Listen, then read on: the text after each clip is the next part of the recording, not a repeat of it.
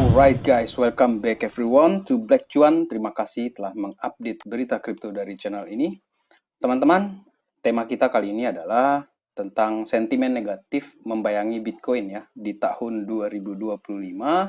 Dan pertanyaannya adalah apakah hal ini akan menghentikan rally untuk Bitcoin di tahun 2025 nanti. Dan teman-teman memang banyak ya berita negatif seperti itu. Apalagi kita lihat sekarang ini kan harga Bitcoin itu benar-benar bosan ya, membosankan sekali. Berada di kisaran 93.000. Akan tetapi Ethereum-nya yang bagus teman-teman ya. Di sini tertahan di 3.400 dolar per satu Ethereum. Dan apabila kita melihat secara time frame harian di sini, untuk si Bitcoin itu di 94.000, 93.000 ini sudah beberapa hari dan ini akhir tahun. Kalau kita perhatikan teman-teman untuk volumenya ini rendah sekali nih di 34 billion untuk perdagangan hariannya si Bitcoin yang biasanya itu di angka ratusan ya, seratusan billion biasanya. Dan ini wajar juga karena ini lagi liburan kan, orang-orang sedang liburan, sedang memantau ya, terutama yang retail situ lagi mantau nih, gimana ke depannya. Seperti itu teman-teman. Oke, dan sebelum saya melanjutkan di sini, saya ingatkan kepada sahabat Black Cuan bahwa this is not financial advice guys, tidak ada.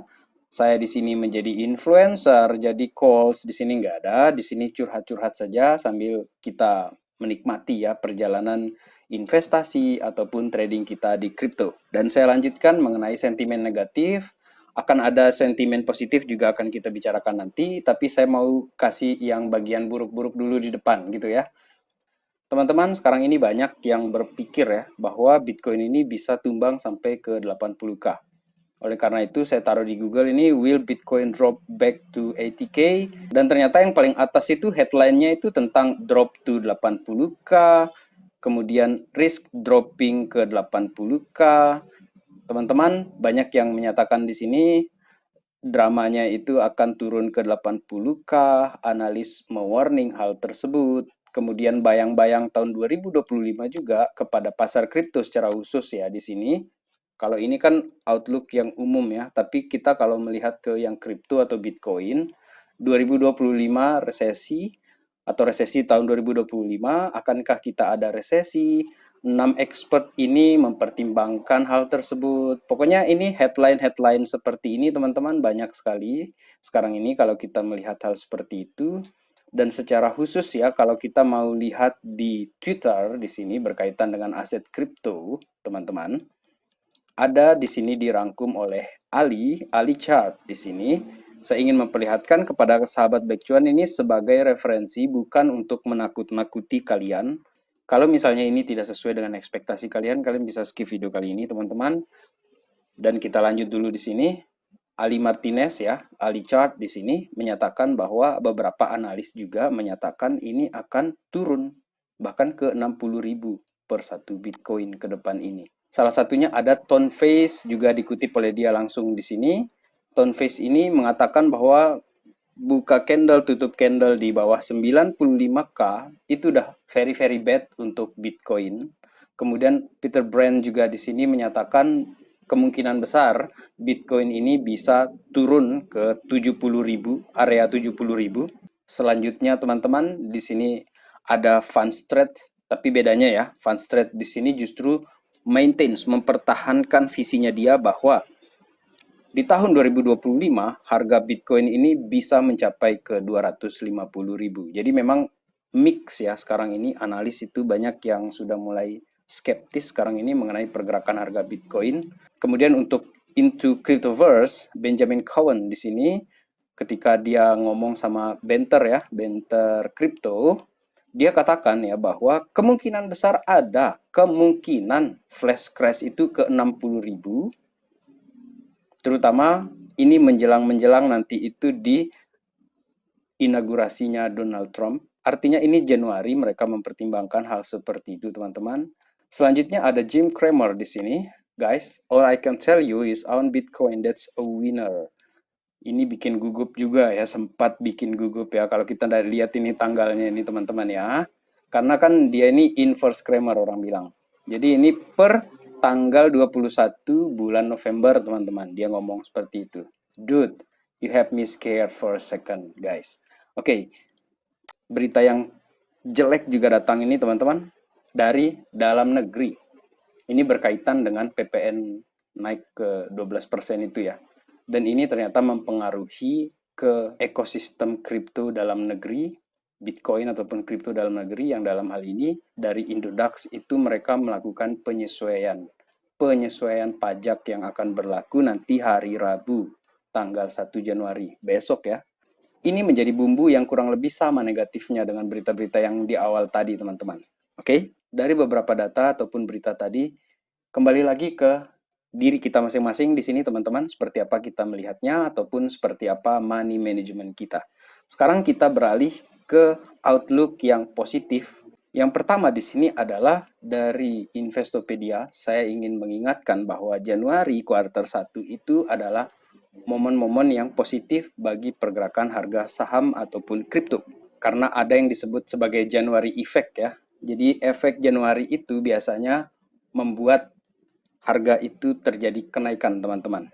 Dan January effect ini juga biasanya ya dikaitkan dengan investor yang menjual stok mereka atau saham mereka dalam keadaan rugi untuk menghindari pajak ya. Kemudian mereka beli lagi nih di awal Januari untuk menaikkan penghasilan mereka lagi. Dan yang terakhir di sini dianggap sebagai market anomali ya, teman-teman, karena biasanya tendensi orang-orang di awal tahun itu sangat-sangat positif terhadap market. Itu by evidence ataupun beberapa kejadian di historisnya seperti itu. Dan mari kita lihat ya di Januari nanti akan seperti apa. Selanjutnya, teman-teman, it's always 2025 guys. Kalau kita perhatikan ini mengenai development timeline yang sangat menarik ya. Di mana kita sekarang. Ini berkaitan dengan aset kripto, teman-teman.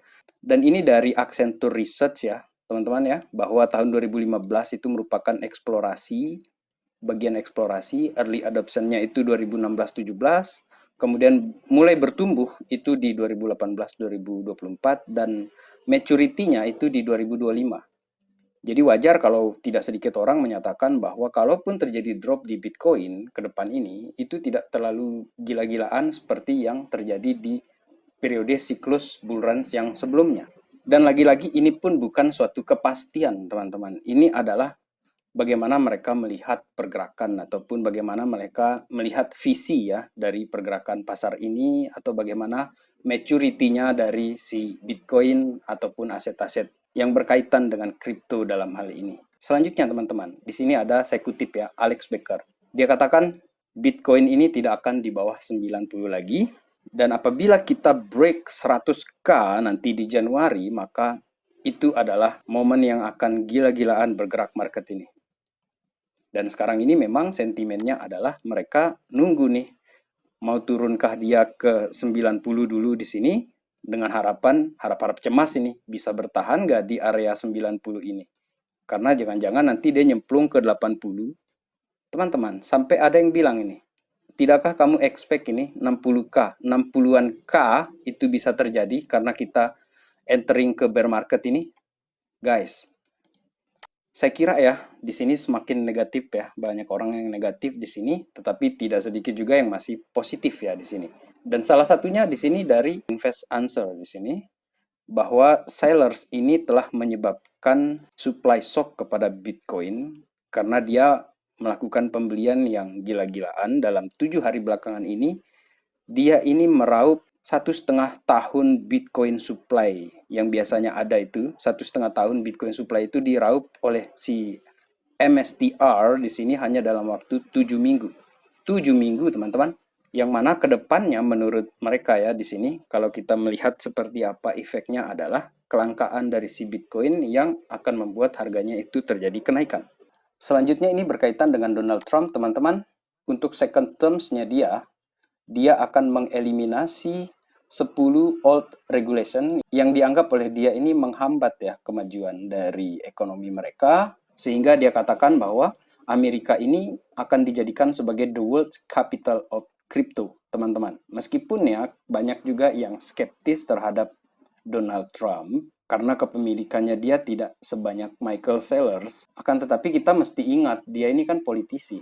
Jadi wajar kalau misalnya dia memanfaatkan juga voters-voters yang pro dengan kripto di Amerika untuk memenangkan pemilihan kemarin itu. Dan dibalik semua strategi politiknya, positifnya adalah akhirnya aset kripto mendapatkan kejelasan regulasi di Amerika, teman-teman. Dan sebagai tambahan juga, kayaknya market ini akan sedikit bereaksi positif nanti di Januari ketika si Gary Gensler itu akhirnya resign, teman-teman ya. Itu kita masukkan sebagai referensi. Kemudian kita sedikit masuk ke teknikal ya di sini, bahwa Bitcoin Daily RSI ini sudah menyentuh ke area yang sama ya, seperti ketika harga Bitcoin berada di 60K, kemudian RSI-nya sudah di reset ini, jadi posisinya sama-sama bottom sebelum terjadi kenaikan Bitcoin ke level 108.000.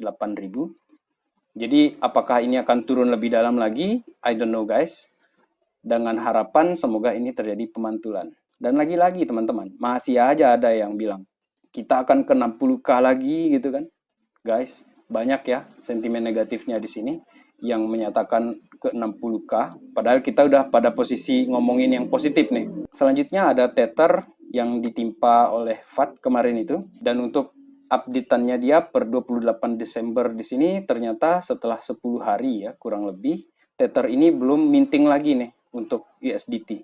Dan teman-teman, supaya kita tahu bersama-sama bahwa ada FAD ke Tether ini biasanya menjadi semacam pertanda atau signal akan terjadi massive pump untuk pergerakan di Bitcoin ataupun kripto, teman-teman.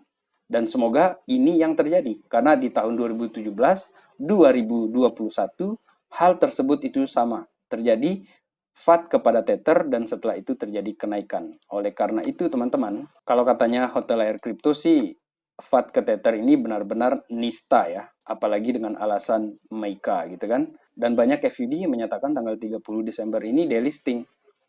Enggak delisting tanggal 30, malah itu akan dipertimbangkan sampai ke bulan Juni tahun 2025 nanti. Mereka akan evaluasi ulang. Jadi itu murni kita anggap sebagai FUD kepada si Tethernya, teman-teman. Selanjutnya ada berita yang positif, masih ini dari FTX, teman-teman, yang bangkrut tahun 2022. Di sini dia akan kembalikan dana sebesar 16 billion kepada kreditorsnya mereka. Mungkin tidak semua akan berani mengalokasikan lagi ke kripto, tetapi setidaknya ini sudah berita positif. Ada uang yang bakalan nganggur dipegang oleh kreditors nanti. Entah mereka masukkan lagi ke kripto, ke Bitcoin, kita lihat aja nanti ke depannya, teman-teman. Dan salah satu spekulasi yang menarik di sini, teman-teman, dari Robert Kiyosaki, BlackRock ini kayak memang mempertahankan gitu supaya Bitcoin ini berada di bawah 100K, supaya banyak nih teman-temannya dia atau investornya dia yang bisa banyak beli Bitcoin menjelang akhir tahun ini atau menjelang ke tahun depan ini, sorry. Ini spekulasinya teman-teman seperti itu. Make sense nggak menurut kalian? Are you paying attention, guys? Dan apabila siklus ini memang akan terjadi seperti siklus-siklus bull run yang sebelumnya, maka di tahun pasca halving, Bitcoin itu akan terjadi spike seperti yang terjadi di 3 siklus yang sebelumnya, teman-teman. Jadi kita berada di sini sekarang ini. Berada di persimpangan jalan kita. Apakah kita akan naik? Gas naik di 2025? Let's see guys. Mari kita lihat seperti apa dia akan terjadi kenaikan. Dan untuk altcoins, teman-teman, mungkin kalian bertanya, ini altcoins-nya kapan beritanya? Oke, di sini ada yang menarik dari Ethereum, guys. Ternyata untuk yang long term Ethereum ini terjadi kenaikan. Dari sejak Januari itu sekitar 59% itu naik sampai akhir tahun ini ke 75% by end of 2024. Sementara untuk yang Bitcoin holders-nya ini itu agak turun sedikit ya. Dan Ethereum long holders ini yang terjadi kenaikan, teman-teman. Dan ini saya anggap sebagai signal juga bahwa altcoins di Januari nanti atau kuartal 1 lah kita bilang ya, jangan-jangan Januari itu malah kita dikasih diskon, kaget juga kita kan nanti di situ. Mari kita lihat seperti apa nanti kuartal 1 memberi kita surprise, teman-teman. Kejutannya di kuartal 1. Dan sebagai kesimpulan saya di sini, teman-teman, bahwa memang kripto ini bikin cuan itu gila-gilaan. Saya kutip langsung dari Isan Agas di sini. Tapi kita mesti siap juga bahwa resikonya itu besar di sini. Jadi jangan pernah all in dengan uang yang kita pakai sehari-hari. Apalagi kita masukkan sejumlah uang yang kita tidak siap untuk kalau dia terjadi penurunan gila-gilaan itu, teman-teman.